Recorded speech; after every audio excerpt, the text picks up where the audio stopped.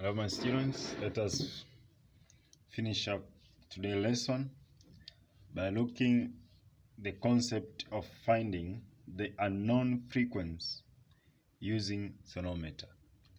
That means we are going to look on how we can find frequency,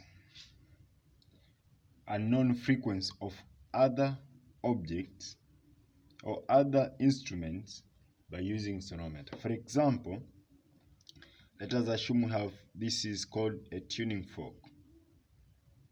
We want to know what is the frequency of this tuning fork, because the frequency of this tuning fork, we are assuming that is unknown. Now what we have is sonometer. We have a sonometer. Now how can we find the frequency of this one by using this one here? It is very simple. We can find, for example, we can find the read of this marker pen by trying and error. We just try and error to find out what is the read of this one. Now the same principle we're going to apply in finding the frequency of this one, of the tuning fork. How? It is simple, because what we're going to do is we're going to vibrate, or we are going to struck this, they are called plugs. We're going to struck the plugs of the tuning fork. After striking it, they are going to vibrate. Its vibrations produces what? Sound of a certain frequency, which is unknown. Now what you are going to do, while striking these ones, while this one is vibrating, we're going to vibrate the tuning fork, the sonometer also. But its vibration is through adjusting the traveling bridges.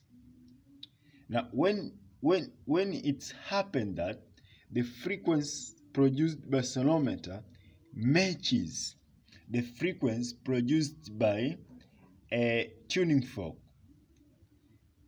we are saying we are finding out at the frequency at which these two their matches or resonate. The concept of resonance will come later, but the same, that means they sound together. Their frequency is like this, is like the same. That's why I'm saying when I was finding out the read, that means this read matches with my marker pen, resonate with my marker pens.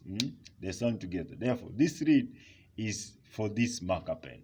Therefore, if this frequency of the sonometer will match with the frequency produced by a tuning fork exactly, we're going to know that if this is 90 Hz, this 90 Hz will be the same as that of tuning fork.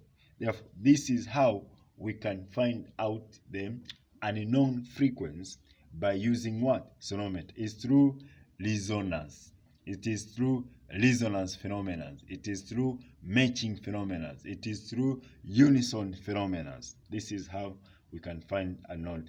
Remember, the frequency of sonometer is known because it is obtained by using the formula F1 L1 equals to F2 L2. Therefore, we can use the formula to get the frequency of sonometer, but we cannot use the formula to get the frequency of what? The frequency of tuning fork. Therefore, what you are going to do, we're going to match between the frequency of the tuning fork and the frequency of obtained from the sonometer. Hence, there we're going to know what is the frequency of the tuning fork. Now, let us end up by looking at an example. We have one example here. The example is saying a sonometer wire of length 60 centimeter is in resonance with tuning fork of 284 Hz.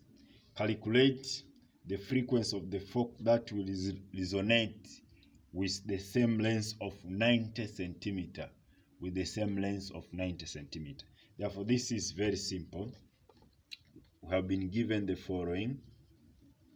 We have been given length 1, 60 centimeter, frequency 1, 284 Hz, and we have been given L2, which is 90 centimeter. What we have been asked to calculate is F2.